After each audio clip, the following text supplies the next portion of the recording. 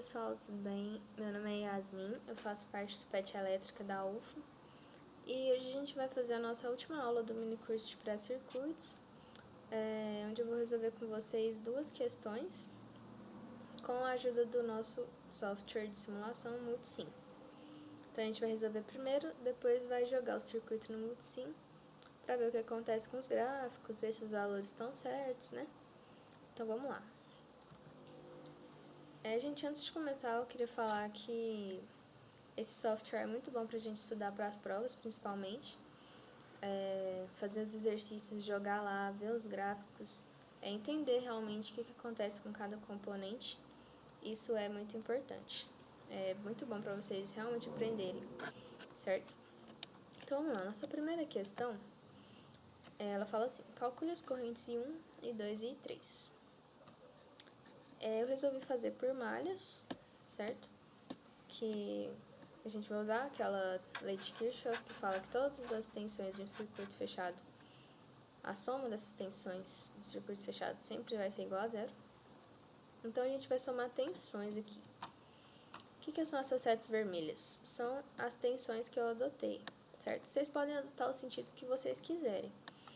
Essa daqui eu coloquei para cima porque eu estou considerando que I1 é maior do que I3. Então, a nossa corrente resultante vai ser para baixo. Se a corrente resultante é para baixo, a tensão resultante é para cima, porque ela é ao contrário. Então, tá. Eu adotei aqui corrente para baixo, corrente para baixo, corrente para direita, corrente para baixo, corrente para baixo. Então, as nossas tensões ficaram assim. Mas não é nenhuma regra, tá? Vocês podem escolher qual sentido vai colocar. Isso daqui foi eu mesmo, certo? Eu adotei o terra aqui embaixo, também não é nenhuma regra, qualquer ponto do circuito pode ser o terra, mas geralmente eles já são montados para colocar o terra aqui, mas tipo, não é nenhuma regra. Eu coloquei aqui porque as nossas fontes já estão para baixo, com o negativo aqui para baixo, né? Então vamos lá. Eu resolvi fazer por malhas, certo? Então agora a gente vai rodar as nossas malhas, somar as tensões e igualar a zero com a nossa teoria do Kirchhoff. Então vamos lá. Primeira malha, eu vou rodar no sentido horário. Menos 30.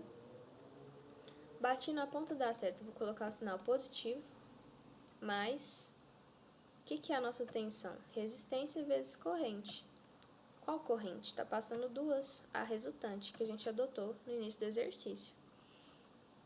Nossa resultante é para baixo, então I1 é maior do que I3. Então, esse resultado vai ter que ser I1 menos I3, certo? Então, essa tensão aqui vale 5 e 1 menos I3, que eu estou somando aqui. Mesma coisa aqui, bati na ponta da seta, 4 e 1 menos I2. Resultante da corrente está para baixo.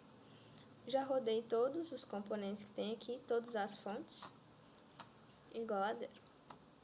Vamos para a malha 2, que é essa aqui. Vou rodar no sentido horário também. Então, vamos lá. O primeiro componente é esse aqui. Eu bati na beirada da seta. Então, eu vou colocar sinal negativo nela, nesse termo da equação. Então, vai ficar menos 4 e 1 menos I2, como está aqui. Mais 1, corrente resultante está para cá, e 2 menos I3. Mais 2 e 2, só tem essa corrente passando aqui. Mais 15 volts. Acabei tudo igual a zero. Terceira malha, bati na beirada, menos 5 e 1 menos I3. Tô rodando. Ponta da seta, 3 e 3, positivo. Continuo rodando, beirada, menos 1 e 2 menos I3. Igual a zero, que eu acabei todos. Certo, pessoal? Então, agora, eu só unifiquei aqui todos os coeficientes que estavam com cada corrente, coloquei tudo junto aqui, somei tudo aqui, passei os valores para lá, 30 menos 15, 0. Isso aqui a gente resolve na calculadora com sistemas lineares ou com a matriz. Na verdade é a mesma coisa, mas na Prime ele tem o próprio aplicativo de sistemas lineares, enfim. E com a calculadora a gente acha esses resultados. I1 igual a 6,26, I2, que é esse aqui de baixo, 1,96 ampere, e 3, 3,69 ampere. Então, pessoal, agora a gente vai colocar esse circuito no multisim para ver o que acontece com ele. Então, eu já coloquei todos os componentes aqui, fonte de tensão contínua, resistências. Esse medidor está medindo meu I1, esse aqui está medindo meu I3 e esse aqui está medindo meu I2. Beleza? Então, quando a gente rodar a simulação, tem que dar aqueles valores que a gente achou aqui. Certo? Ah, mas eu fui colocar o amperímetro aqui, está no sentido contrário do meu I2. O que eu faço? Eu venho aqui na configurações, Flip Current Measurement, ele vai mudar de sentido, certo? Só para mostrar isso para vocês. Então vamos lá iniciar essa simulação. Venho aqui no Play.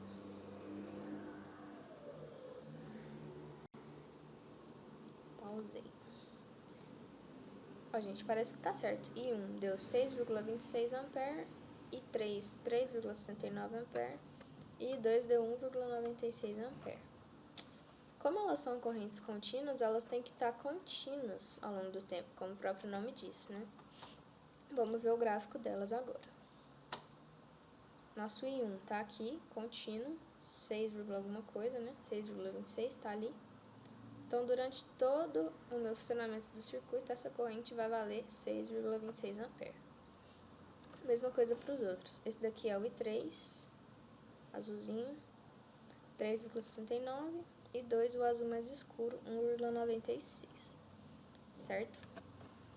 Então, pessoal, esse software é muito bom porque vocês podem ver realmente o que está acontecendo no circuito e ver se o que você fez está batendo com o que realmente está acontecendo, certo? Então, vamos para a próxima questão. Essa questão é um pouco mais complicada, mas para quem está começando agora, circuitos 1, vocês vão ver isso mais na matéria da prova 2. Então, vocês não precisam focar muito nela agora, quem está começando agora. Se vocês quiserem voltar aqui depois, para dar uma revisada, já vai ajudar bastante também. Então, vamos lá. Se IS igual a 5 cosseno de 10t mais 40 graus ampere no circuito da figura abaixo, determine I0 de t. Então, ele deu o valor dessa corrente aqui e ele quer saber essa corrente que passa pelo capacitor, certo? Mas antes de tudo, eu queria fazer uma revisão, né, desses conceitos de reatância, de números imaginários e tal.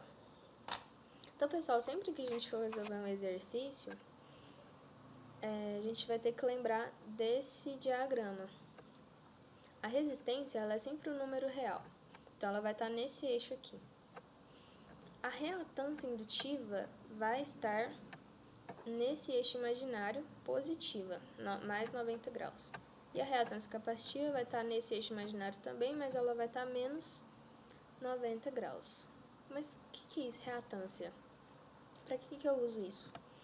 Então, gente, nosso V igual a RI, ou seja, volts igual a ohms vezes ampere, nas unidades, né? Mas a nossa indutância, ela não está em ohms, ela está em henrys. E a nossa capacitância também não está em ohms, ela está em Faraday. O que a gente faz para conseguir fazer os cálculos e analisar o circuito com esses componentes? A gente vai usar essa grandeza, reatância, que ela é medida em ohms também. Então, V igual a ohm vezes ampere. Mas por que tem esse J? Por que ele é imaginário? Esse número imaginário, ele está aí para representar o efeito desses componentes no circuito. No indutor, o que o indutor faz no circuito? Ele atrasa a corrente 90 graus com relação à tensão.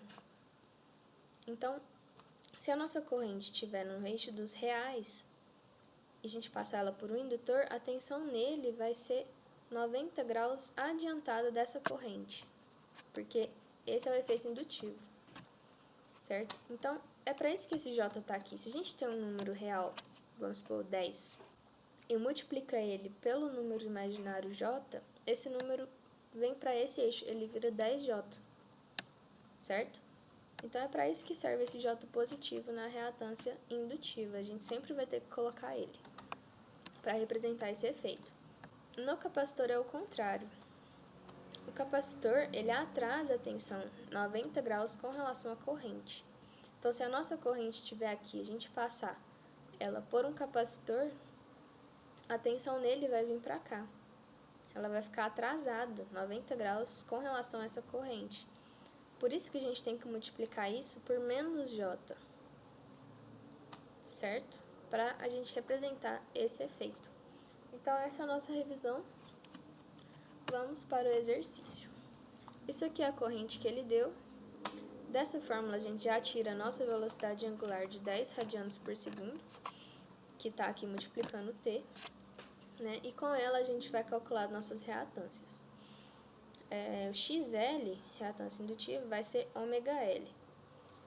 Ômega 10, L, 0,2 ohms. Então, aqui a gente vai ter um valor de 2J ohms para essa reatância indutiva.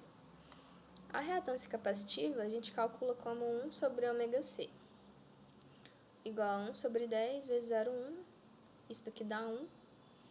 Como é um capacitor, reatância capacitiva, a gente vai multiplicar por menos J, certo? E esse valor de IS, eu resolvi passar ele por valor eficaz para a gente fazer as contas. Então, esse aqui é o valor máximo de 5, valor eficaz 5 sobre raiz de 2, fase 40. Então, o nosso IS vai ser 3,54 fase 40 ampere. Então, vamos lá. Eu resolvi desenhar o circuito de novo com esses valores de reatância e nosso valor da corrente. E eu resolvi por nó. Aqui eu adotei as correntes saindo do ponto A. Essa daqui está chegando porque é do próprio circuito. Essa daqui também está saindo. E essa aqui está saindo do ponto B. Então, pessoal, a gente vai usar aqui a primeira lei de Kirchhoff, que diz que a soma das correntes que entram no nó é igual à soma das correntes que saem do nó. Então, todas as correntes que estiverem saindo do nó, a gente vai adotar como negativo. E as correntes que estiverem chegando, a gente adota como positivo, certo? O que é uma corrente? É uma tensão dividida por uma impedância. No caso aqui, essa daqui é a nossa resistência só. Que tensão vai ser essa? Se a corrente está saindo do ponto A, a tensão está em direção ao ponto A. Ou seja, então vai ficar VA menos VC sobre 4 ohms. Essa é a nossa corrente saindo daqui. Essa daqui também está saindo, então negativo, VA menos VC sobre 2J ohms. Essa está chegando, esse aqui é o ponto A também, tá? Porque está em curto, beleza? Então, essa corrente aqui também está chegando no ponto A, então vou somar ela. Mais 3,54 fase 40 graus. Está chegando positivo. Essa aqui está saindo negativo. Tensão para cá, VA menos VB sobre 3 igual a 0. O ponto B tem essa aqui chegando e essa saindo. Então, vai ser VA menos VB sobre 3 positivo, porque está chegando. Menos VB menos VC sobre menos J1. Acabou tudo do ponto B igual a 0. Nosso VC é igual a 0, então dá para cancelar todos aqui. Certo? Então, aqui eu só simplifiquei as equações, eu juntei tudo que estava com VA, tudo que estava com VB. Só jogando na calculadora agora, certo? A gente acha VA igual a 5,21 fase 76,02 graus e VB 1,65 fase 4,46 graus. O que ele quer? Ele quer o I0. Então, a gente vai pegar VB menos VC sobre essa reatância capacitiva menos J. VB menos VC sobre menos J igual a 1,65 fase 4,46 menos 0, VC igual a 0, sobre menos J igual a 1,65 fase 94,46. Tá, mas esse é o nosso I0 eficaz, a gente precisa do I0 no domínio do tempo. E aqui a gente usa o valor máximo, que é o eficaz raiz de 2, com cosseno ômega t mais o nosso θ, que no caso é 94,46. O nosso ômega 10, no enunciado, Então, o nosso I0 de t vai ser 2,33 cosseno de 10t mais 94,46 graus. Será que isso aqui está certo, gente? Essa corrente aqui é a nossa corrente do capacitor, I0, e VB é a tensão no capacitor. Quanto que deu VB? 1,65 fase 4,46. A corrente deu fase 94,46.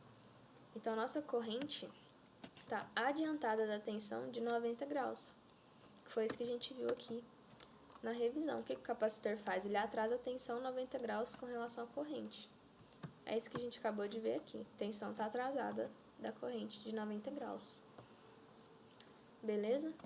Então, agora a gente vai ver lá no Multisim o que está acontecendo com esse circuito. Eu já desenhei tudo, já coloquei todos os medidores aqui para vocês verem. Vou dar o play.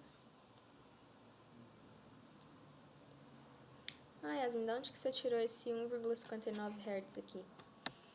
O nosso ômega era 10 radianos por segundo. Como a gente sabe, ômega é igual a 2π vezes a frequência. Então, nossa frequência é igual a ômega sobre 2π. Fazendo aquela conta usando ômega igual a 10, a gente acha frequência igual a 1,59 Hz. Beleza? Então, aqui eu coloquei o valor máximo da corrente para a gente ver o gráfico certinho, o que é que realmente está acontecendo lá. E agora a gente vai ver o gráfico. Aqui eu vou diminuir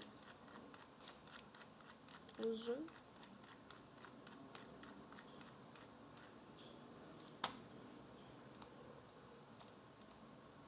E vou colocar menos 10 e 10 para a gente ter uma visão melhor. Aqui também, menos 10 e 10. Então, beleza, pessoal. Agora a gente está vendo todos os nossos componentes. Aqui, ó. Tensão no capacitor. Tensão máxima 2,3. Cadê a corrente no capacitor? Que é o nosso I0. É esse pontilhado laranja. Percebem, pessoal, que a corrente ela tá passando antes da tensão exatamente 90 graus. Quando ela passa aqui, no meio da onda, a tensão passa. Então, ela demora 90 graus a mais para passar. Certo? Tensão atrasada da corrente de 90 graus. Então, a gente confirma que estava certo. Qual que é o valor máximo da corrente? 2,31, 2,3 ali. Então, a gente calculou certo, né? Tensão no indutor, esse cinza, 7,3. Valor máximo. A corrente no indutor é esse azul. Então, a corrente está passando depois da tensão. Ela está atrasada com relação à tensão, de 90 graus exatamente. Certo? E no resistor, a gente nem tá vendo ele, esse azul, a gente tá vendo só a corrente nele, porque eles estão em fase. Corrente e tensão no resistor sempre estão em fase, ou seja, a defasagem deles é 0.